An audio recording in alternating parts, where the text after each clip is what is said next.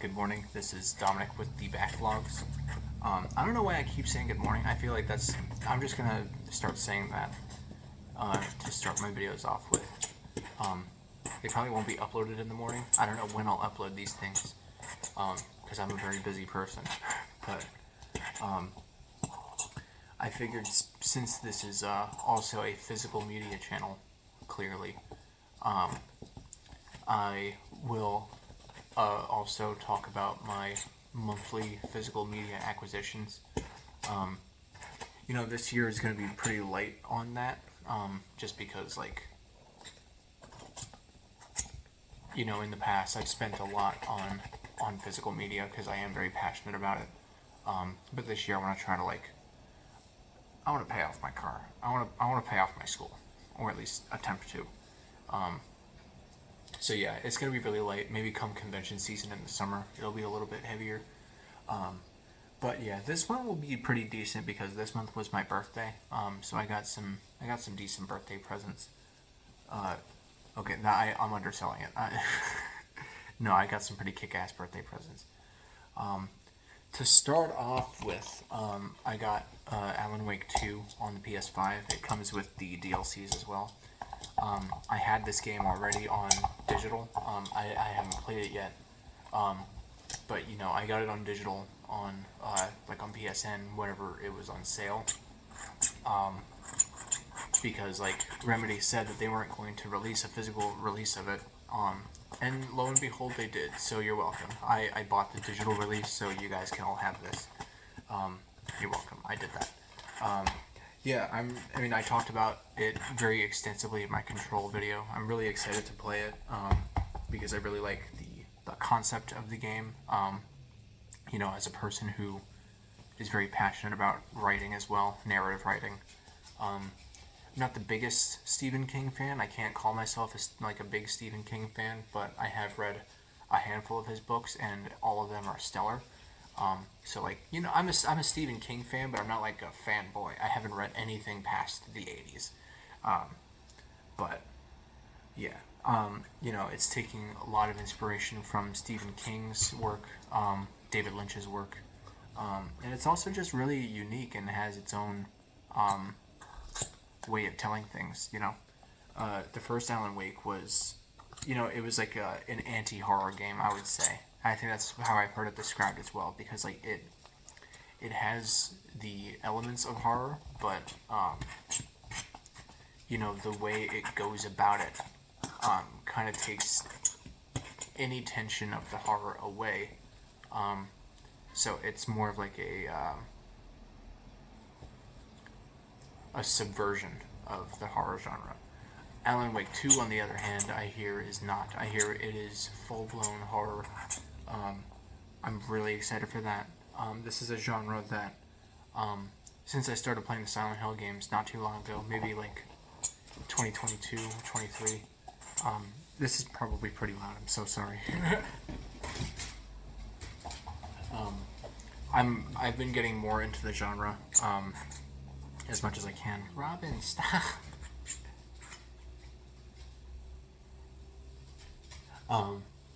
And yeah, because of the concept of Alan Wake, with the writer whose manuscript comes to life, I think that's a really, really interesting concept, and the way that Remedy blends reality and fiction is really, really interesting. So yeah, Alan Wake 2, I'm looking forward to that. I'm in the middle of Yakuza 5 right now, but I will probably be playing Alan Wake 2 right after that. So we will see. This is a night lights out headphone game, so not a lot of time in the day to play that. The next game that I got from my brother is Elden Ring. So I've been playing this a decent amount recently too.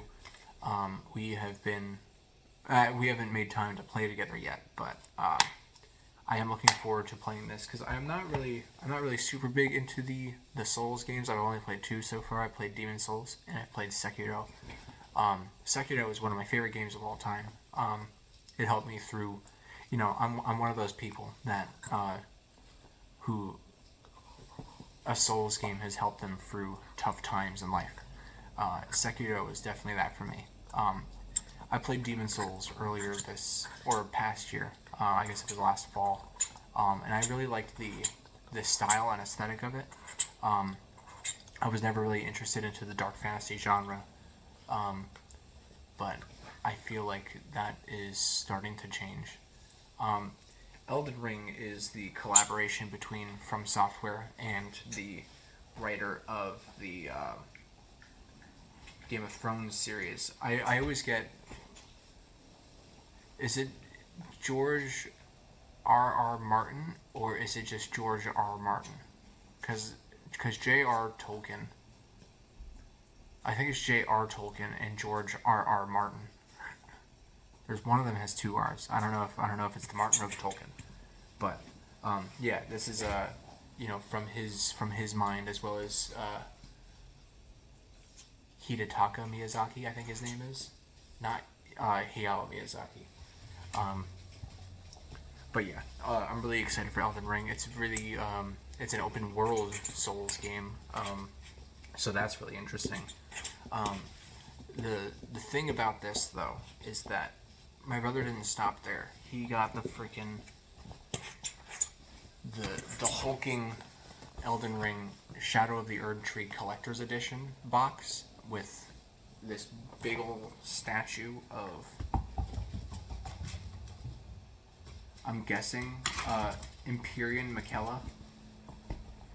I guess that's who that is. Who is that?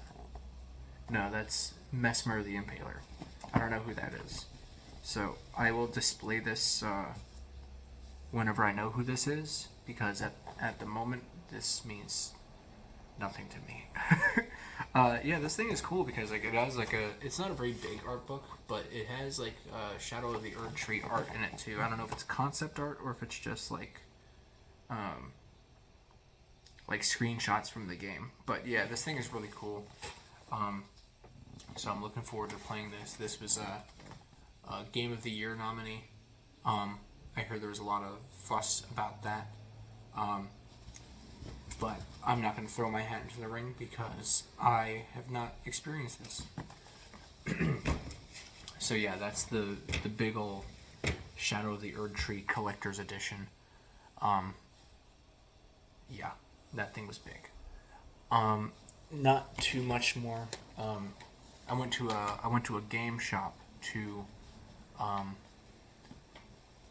sell some Nintendo Switches. I had two Nintendo Switches through legal means, not unethical means. I just had two brand new Nintendo Switches, but I'm not going to get into it. But yeah, I'm saving up for a Switch 2. But while I was there, I decided to check the showcase stuff that they have. I really like going to that store, Complete in Box in Ephrata, Pennsylvania.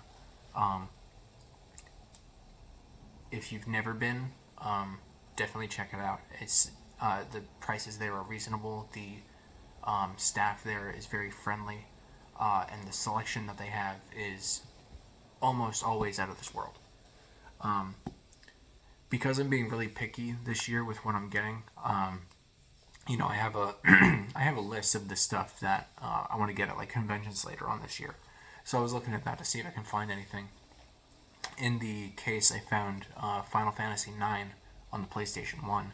It's in incredible condition. It comes with everything. I didn't realize this game had 4 discs. This is a 4-discer. A 4-discer. So yeah, I'm really looking forward to this too, but there's a lot of Final Fantasies I want to play, so this one will not be played for a very long time, but I figured this would be a good birthday present to get for myself, and this game doesn't go for a lot. So yeah. Apropos of Final Fantasy, a gift that I got from my parents, was not expecting this at all. This was not planned. I got the Final Fantasy 1 through 6 Pixel Remaster on the PS4 the same day that I got Final Fantasy 9 for myself. So that was a very funny coincidence. I like to believe that I manifested this. So now I have 1 through 10 in my collection. I don't have 10-2 yet. Maybe I'll get that at some point. And I'll get 12 also. I'm not going to play 11 or 14 because I'm not an MMO person. I'm not going to play 13 or 15 because I'm not interested in either of them. And I would like to play 16. So, after 1 through 10, I'll skip to 12 and then I'll skip to 16 and then I'll stop playing Final Fantasy games. But yeah, I don't really have a lot to say about the Final Fantasy games. I really like 7 a lot. I played the original a few years ago. It was probably 6 or 7 years ago at this point. That's crazy. And then there's the remakes, which the first one's good, and the second one is also very good. But I think it's bloated. But that's just my opinion. I actually do have memories with the first Final Fantasy game because I remember when I was a kid, on my dad's laptop, we had this really old emulator. Like, it was like an NES emulator. And I remember playing the first Final Fantasy on it and having no idea what was going on, but I really liked the art and the vibe it had. I don't know. It was very wondrous.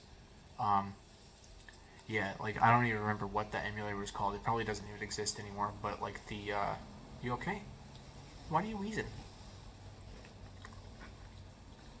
She's squeaking. I might have to take her to the bathroom soon. Her ears are down. You okay, baby?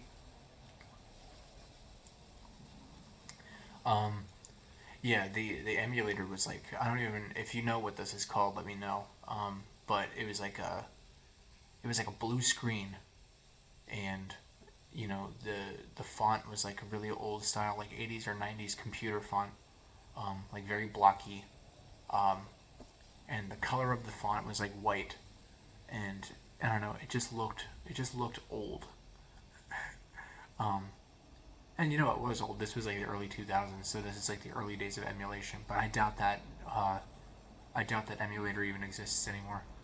Um, I'm trying to remember what it was called, but yeah, I remember playing, among other things, the first Final Fantasy game on there, and it was really I don't remember if I had fun with it or not. I probably just played it for like 15 or 20 minutes, but like, I do remember at least being intrigued by it, like the aesthetic of it, the setting. I remember playing the Japanese Earthbound, or not Earthbound, Fire Emblem on there too. The first one. I had no idea. I had even less of an idea of what was going on because I wasn't even in English. But I remember that being a lot of fun. Gremlins 2 for the NES. Home Alone for the Super NES. The Superman game for the NES. Yeah, it was a. I should probably get back into emulation one of these days with the state of things now. But yeah, yeah, Final Fantasy the first one was a very formative game. Well, it wasn't very formative, but like, it was on the list. I'm just rambling at this point about Final Fantasy for the sake of nothing. Um, this is my dog.